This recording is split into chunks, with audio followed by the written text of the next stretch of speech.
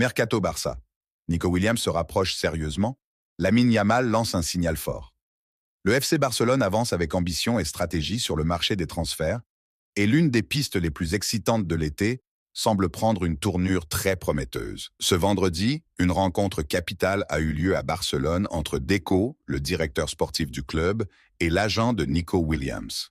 Un rendez-vous discret mais lourd de sens qui laisse entrevoir une avancée décisive dans un dossier suivi de très près par les supporters culés. Et comme si cela ne suffisait pas à faire monter la température, Lamine Yamal, le joyau de la Masia, a subtilement alimenté la rumeur. Le crack barcelonais a publié dans la foulée une story Instagram, le montrant en train de célébrer un but aux côtés de Nico Williams, son coéquipier en sélection. Une image forte qui en dit long. Difficile d'imaginer un simple hasard, surtout à ce moment précis.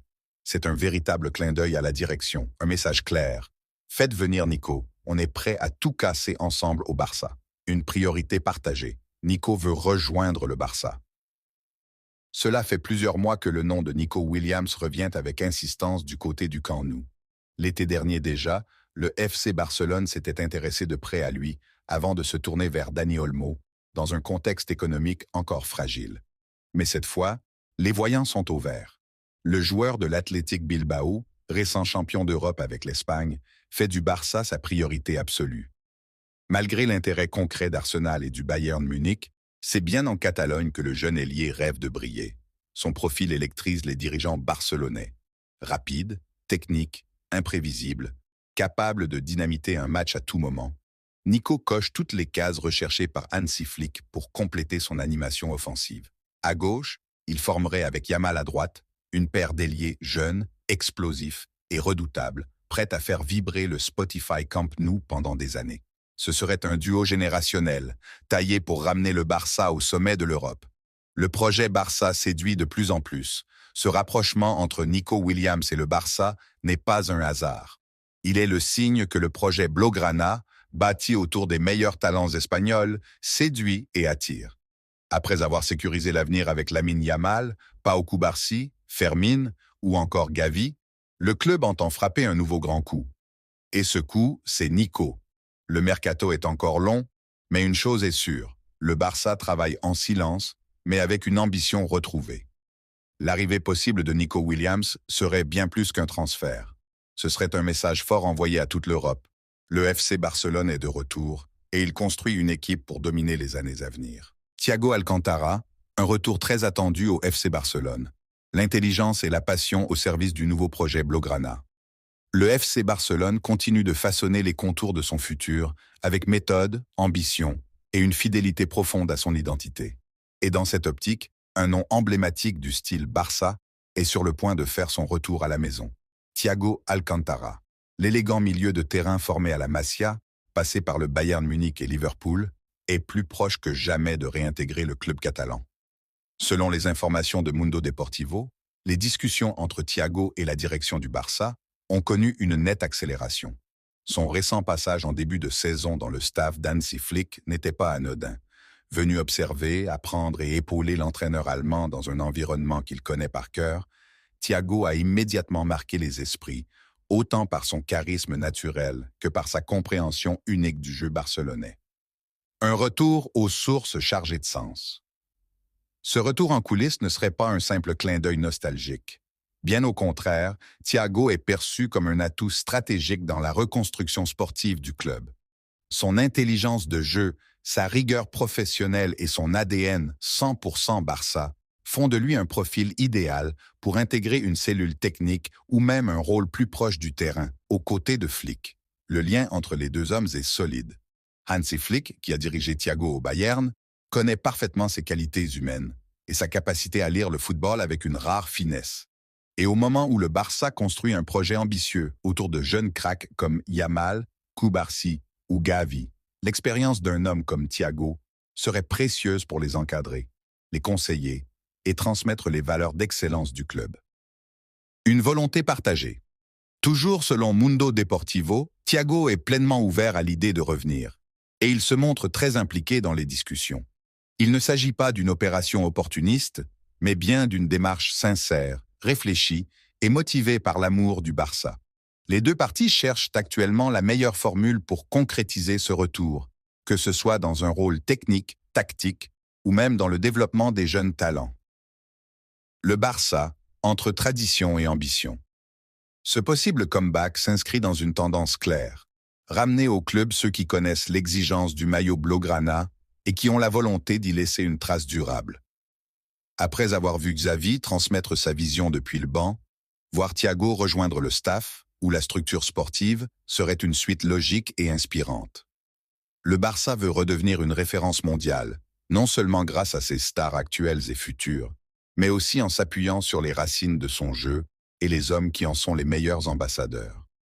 Thiago Alcantara, c'est la masia, c'est le jeu positionnel, c'est la classe et la précision. Et son retour annoncé est tout sauf anecdotique. C'est un symbole fort que le Barça regarde vers l'avenir, sans jamais oublier qui il est. FC Barcelone, Gérard Martin rassure sur son avenir, pendant que le club encaisse un double coup dur sur le marché. Alors que le FC Barcelone traverse une période charnière, entre ambition sportive et impératifs financiers, deux jeunes talents du club cristallisent l'attention, Gérard Martin et Vitor Roque.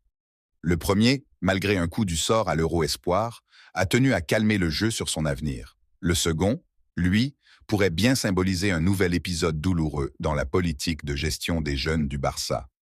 Gérard Martin, un avenir blaugrana assumé blessé lors de l'entrée en lice de l'Espagne à l'Euro Espoir, Gérard Martin a été contraint de quitter la compétition prématurément. Victime d'une luxation de la main droite face à la Slovaquie, victoire 3-2, le latéral gauche formé à la Masia est déjà de retour à Barcelone pour préparer son opération. Une absence regrettable pour la Rojita, mais qui ne remet pas en cause la trajectoire du joueur au sein du club catalan. Dans une déclaration relayée par Mundo Deportivo, le jeune défenseur de 21 ans a tenu à clarifier sa situation. Je ne fais pas attention aux rumeurs. Je suis heureux au Barça, concentré ici, et le staff aussi est content de ma progression. Je ne pense à rien d'autre. Des mots qui sonnent comme un engagement clair, alors que certaines rumeurs évoquaient un possible prêt ou un départ. Sa blessure le tiendra éloigné des terrains pour le reste du tournoi, mais sauf contretemps, il devrait être rétabli pour la reprise de l'entraînement le 13 juillet, sous les ordres du nouvel entraîneur Hansi Flick. Le revers du mercato, Vitor Roque et Ezabde, une affaire qui laisse des traces, alors que la situation sportive de Martin semble sous contrôle, le FC Barcelone se retrouve en difficulté sur un autre front, celui du mercato estival. En quête de liquidité pour assainir ses finances, le club est poussé à prendre des décisions parfois discutables concernant ses jeunes talents. Parmi les dossiers brûlants, celui de Vitor Roque. Peu utilisé sous le maillot blaugrana, le jeune attaquant brésilien a fini par accepter une offre du Real Betis, dans une transaction en partie orchestrée par le Barça. Déterminé à accumuler du temps de jeu, Roque s'est rapidement imposé à Séville, séduisant de nombreux clubs européens. Pourtant, malgré les approches, le Barça a jugé les offres insuffisantes, espérant une valorisation plus élevée à moyen terme. Mais c'est en coulisses que l'opération a révélé ses véritables conséquences. Pour faciliter la sortie de Roque, le club catalan a consenti à céder 30% supplémentaires des droits économiques des Abdes au Betis. Résultat, le club andalou détient désormais 80% des droits sur l'ailier marocain. Une décision aujourd'hui critiquée, alors qu'Abde est tout proche de s'engager avec le Como, le club italien dirigé par Cesc Fabregas. Le montant du transfert est estimé à environ 18 millions d'euros. Mais avec seulement 20% des droits restants, Barcelone ne percevra que 3,6 millions. Une somme dérisoire au regard du potentiel et des performances d'Abde. Une stratégie à revoir.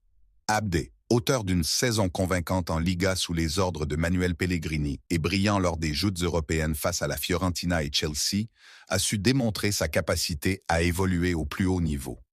Son départ, combiné à la perte de contrôle sur le dossier Vitor Roque, laisse un goût amer en Catalogne. En cherchant à débloquer un transfert de Roque vers Palmeiras, autre piste évoquée ces dernières semaines, le Barça a non seulement affaibli sa position sur le marché, mais aussi compromis ses possibilités de rentabilité sur deux de ses éléments les plus prometteurs.